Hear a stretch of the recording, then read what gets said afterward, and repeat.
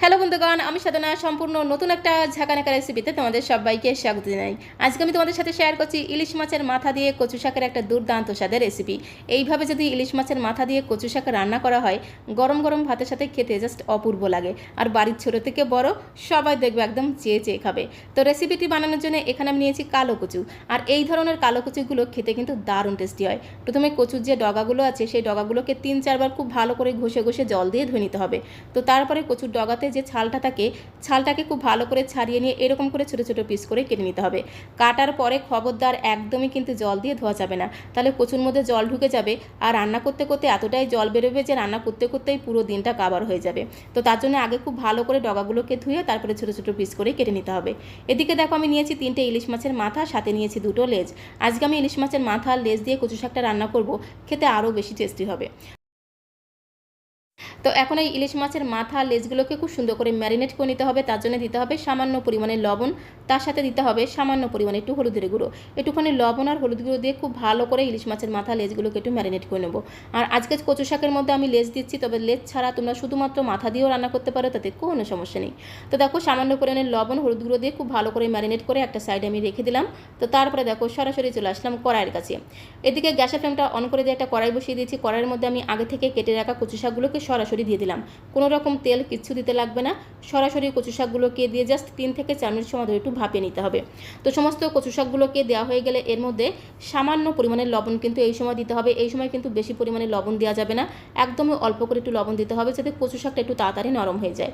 তো একদমই সামান্য পরিমাণে একটু লবণ হাতের মধ্যে নিয়ে ছড়িয়ে দিলাম। তো তারপরে ধামাচাপা দিতে হবে, মানে ঢাকনাটা বন্ধ করে গ্যাসের ফ্লেমটা মিডিয়াম করে দিয়ে 3 থেকে 4 মিনিট একটু ঢাকা দিয়ে রাখলেই দেখবে কচু শাকগুলো কিন্তু অনেকটাই নরম হয়ে যাবে। দেখেই তোমরা বুঝতে পারছো কচু শাকের ডগাগুলো কত সুন্দর নরম হয়ে গেছে।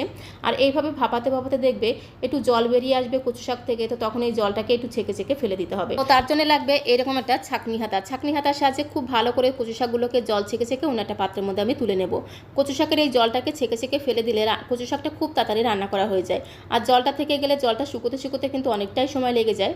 তো এইভাবে খুব ভালো করে কচু শাকটাকে একটু হালকা করে ভাপিয়ে নিলে দেখবে প্রচুর পরিমাণে জল বেরিয়ে আসবে, এই জলটাকে কিন্তু ফেলে দিতে হবে। তো তারপরে কড়াইটাকে খুব ভালো করে ধুয়ে নিয়ে কড়াইটা একটু গরম হয়ে গেলে কড়াইয়ের মধ্যে 2 থেকে আড়াই চামচের মতো দিয়ে দিলাম সর্ষের তেল। কচু শাক মানেই হচ্ছে সর্ষের তেল। সর্ষের তেল দিয়ে কচু শাক রান্না করলে কচু শাকের স্বাদ আর গন্ধ আরও দ্বিগুণ বেড়ে যায়। তেলটা যখন খুব ভালো মতো গরম হয়ে যাবে খুব ভালো করে ঘোটানাটা করে কড়াইয়ের গায়ে ছড়িয়ে দিতে হবে। তো তারপরে আগে থেকে ম্যারিনেট করা ইলিশ মাছের মাথা লেজগুলোকে দিয়ে ভেজে নেব। ইলিশ মাছ একটু কম ভাজলে খেতে বেশি ভালো লাগে, খুব বেশি একদম ভাজা ভাজা করবো না। তো সমস্ত ইলিশ মাছের মাথা লেজগুলোকে দিয়ে গ্যাসের ফ্লেমটা মিডিয়াম করে দিয়ে এপিট ওপিট উল্টে পাল্টে একটু হালকা করে ভেজে নেব। তো বন্ধুগণ, ইলিশ মাছের মাথা দিয়ে কচু শাক তোমরা অনেক রকমভাবে রান্না করে খেয়েছো, বাট এই পদ্ধতিতে একবার ইলিশ মাছের মাথা দিয়ে কচু শাক রান্না করে খেয়ে দেখতে পারো। যাকে বলে স্বাদে গন্ধে ভরপুর, একবার বানিয়ে খেলে বারবার বানিয়ে খেতে ইচ্ছে করবে। সমস্ত ইলিশ মাছের মাথা লেজগুলোকে একদম ঝাঁকানাকা করে, মানে ঝটপট করে কড়াইয়ের মধ্যে দিয়ে গ্যাসের ফ্লেমটা মিডিয়াম করে দিয়ে এপিট ওপিট উল্টে পাল্টে মাথা লেজগুলোকে দেখো একটু হালকা করে ভেজে নিলাম। খুব বেশি কিন্তু একদম কড়া করে ভাজবো না, একদমই হালকা করে ভেজে নেব, তবেই কিন্তু কচু শাকটা খেতে আরও বেশি টেস্টি হবে। তো এখন এই ইলিশ মাছের মাথা লেজগুলোকে একটা পাত্রের মধ্যে খুব সুন্দর করে তেল ছেঁকে ছেঁকে তুলে নেব। তো ইলিশ মাছের মাথা লেজগুলোকে একটু হালকা করে ভেজে একটা পাত্রের মধ্যে আমি তুলে নিয়েছি। কড়াইতে যেটুকু তেল আছে সেই তেলের মধ্যে আমি আরও 1 চামচ দিলাম সর্ষের তেল। তবে কচু শাক কিন্তু খুব বেশি তেল হয়ে গেলে খেতে একদমই ভালো লাগে না, অল্প তেলে রান্না করলে কচু শাক খেতে কিন্তু আরও বেশি ভালো লাগে। তো সেই আন্দাজে তেলের পরিমাণটা দিতে হবে। তেলটা একটু গরম হয়ে গেলে একটা শুকনো লঙ্কা ফোড়ন দিয়ে দিতে হবে, তার সাথে সামান্য পরিমাণে দিয়ে দিতে হবে একটু গোটা জিরে ফোড়ন। তার সাথে এর মধ্যে যেটা দিতে হবে সেটা হচ্ছে 2টো তেজপাতা। 2টো তেজপাতাকে একদম টানা টানা করে ছিঁড়ে দিয়ে দেবো। তারপরে আমি এর মধ্যে দিয়ে দেবো কাঁচা লঙ্কা। এখানে আমি 3টে কাঁচা পাকা লঙ্কা নিয়েছি। আর কচু শাক একটু ঝাল ঝাল হলে খেতে কিন্তু দারুণ লাগে, তো সেই আন্দাজে আমি ঝালের পরিমাণটা অ্যাড করে দিলাম। তবে তোমরা যে যেমন ঝাল খেতে পছন্দ করো সে অনুসারে এখানে কাঁচা লঙ্কাটা অ্যাড করে দেবে। তারপরে গ্যাসের ফ্লেমটা মিডিয়াম টু লো করে দিয়ে খুব সুন্দর করে একদম ঘোটানাটা করে ফোড়নটাকে একটু ভেজে নিতে হবে।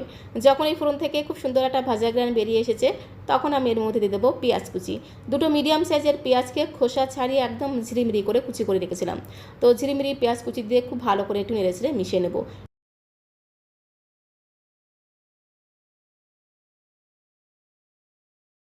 তো গ্যাসের ফ্লেমটা মিডিয়াম করে দিয়ে পেঁয়াজটাকে খুব ভালো করে একটু নেড়েচেড়ে মেশানো হয়ে গেলে পেঁয়াজের মধ্যে এই সময় দিতে হবে সামান্য পরিমাণে একটু লবণ। একটুখানি লবণ দিয়ে পেঁয়াজটাকে একটু নেড়েচেড়ে ভাজতে ভাজতেই দেখবে পেঁয়াজটা খুব তাড়াতাড়ি নরম হয়ে যাবে, খুব তাড়াতাড়ি ভাজাও হয়ে যাবে। তো গ্যাসের ফ্লেমটা মিডিয়াম করে দিয়ে পেঁয়াজটাকে ঠিক এইভাবে একদম লাল লাল করে ভেজে নিতে হবে। পেঁয়াজ যত লাল লাল করে ভাজবে কচু শাকের স্বাদ আর গন্ধ ততটাই বেড়ে যাবে। তো পেঁয়াজটাকে দেখো একদম লাল লাল করে ভেজে নেওয়ার পরে এই সময় আমি এর মধ্যে দিয়ে দেবো হলুদের গুঁড়ো। তো দেখো পরিমাণ মতো হলুদ গুঁড়ো দিয়ে খুব ভালো করে ঘুটনাটা করে মিশিয়ে নিয়ে এর মধ্যে আমি আগে থেকে ভাপিয়ে রাখা কচু শাকটা দিয়ে দেবো। আজকে আমি তোমাদের সাথে যে পদ্ধতিতে ইলিশ মাছের মাথা দিয়ে কচু শাক রান্না করে দেখাচ্ছি, এই পদ্ধতিতে তোমরা একবার ইলিশ মাছের মাথা দিয়ে কচু শাক রান্না করে খেয়ে দেখো। দুপুরবেলা গরম ভাতের প্রথম পাতে পুরোপুরি জমে যাবে। মনে হবে যেন ওই কচু শাক দিয়েই থালার সব টুকু ভাত খেয়ে নিই, আর কোনো আইটেমের প্রয়োজন হবে না।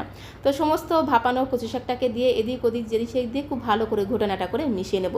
খুব সুন্দর করে এইভাবে মিশিয়ে নেব। আর কচু শাকটাকে দেওয়ার পরে অবশ্যই কিন্তু গ্যাসের ফ্লেমটা হাই করে দিতে হবে। গ্যাসের ফ্লেমটা বাড়িয়ে দিয়ে কচু শাকটাকে কন্টিনিউ নেড়ে ছেড়ে বেশ কিছু সময় ধরে রান্না করে নিতে হবে।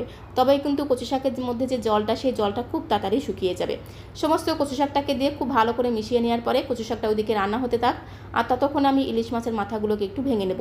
তো এইরকম করে একটা হাতার সাহায্যে খুব সুন্দর করে একদম ঝাঁকানাকা করে সমস্ত ইলিশ মাছের মাথাগুলোকে একটু ভেঙে নেব। তো বন্ধুগণ, এইরকম সব ঘরোয়া আর সহজ সুন্দর রেসিপি পেতে সাধনা বিশ্বাস চ্যানেলটিকে অবশ্যই সাবস্ক্রাইব করে দেওয়ার অনুরোধ রইল। তাহলে যখন এরকম সুন্দর সুন্দর নতুন নতুন রেসিপি আপলোড করব, সঙ্গে সঙ্গে নোটিফিকেশন আগে তোমার কাছে পৌঁছে যাবে। ইলিশ মাছের মাথা লেজগুলোকে এরকম করে একটু আধ ভাঙা করে ভেঙে নেব।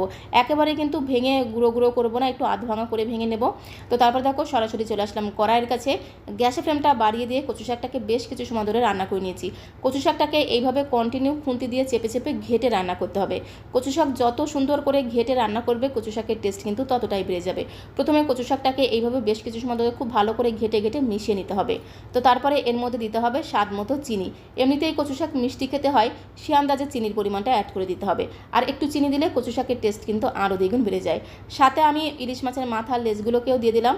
তারপরে খুব ভালো করে ঘোটানাটা করে বেশ কিছু সময় ধরে রান্না করে নেব, যতক্ষণ না কচু শাকের মধ্যে যে জলীয় ভাবটা আছে এই জলীয় ভাবটা পুরোপুরি শুকিয়ে গিয়ে কচু শাকটা একদম শুকনো শুকনো হয়ে আসছে আর কড়াইতে লেগে লেগে আসছে, ততক্ষণ অবধি কচু শাকটাকে কন্টিনিউ নেড়ে ছেড়ে রান্না করে নিতে হবে। গ্যাসের ফ্লেমটা কিন্তু কমানো যাবে না, গ্যাসের ফ্লেমটা বাড়িয়ে দিয়ে কন্টিনিউ এইভাবে কচু শাকটাকে খুব ভালো করে ঘেটে ঘেটে রান্না করে নিতে হবে। তো দেখো কচু শাকের মধ্যে যে জলটা ছিল সেই জলটা কিন্তু পুরোপুরি শুকিয়ে গেছে, কড়াইতে দেখো লেগে লেগে আসছে। আর এইরকম করে কচু শাক যদি একটু শুকনো শুকনো করে রান্না করা হয়, রান্না করতে করতে দেখবে কি সুন্দর একটা ঘ্রাণ তোমরা পাবে। পুরো রান্নাঘরটা একদম ঘ্রাণে মোমো করবে। বেশ কিছু সময় ধরে কচু শাকটাকে রান্না করে নিয়েছি, একদম শুকনো শুকনো করে রান্না করে নিলাম। কচু শাকটা কিন্তু একদমই রান্না করা হয়ে গেছে। গ্যাসের ফ্লেমটা বন্ধ করে দিয়ে এখন আমি গরম গরম ভাতের সাথে সার্ভ করব। আর সার্ভ করতে করতে তোমাদের কাছে রিকোয়েস্ট করব, আজকের এই ইলিশ মাছের মাথা দিয়ে কচু শাকের রেসিপিটা তোমাদের কাছে কেমন লাগলো অবশ্যই কমেন্ট বক্সে লিখে জানিও। ভালো লাগলে একটা লাইক আর শেয়ার করে দেওয়ার অনুরোধ রইল। আর নতুন বন্ধু হয়ে থাকলে চ্যানেলটিকে সাবস্ক্রাইব করে দিয়ে পাশে থাকার অনুরোধ রইল।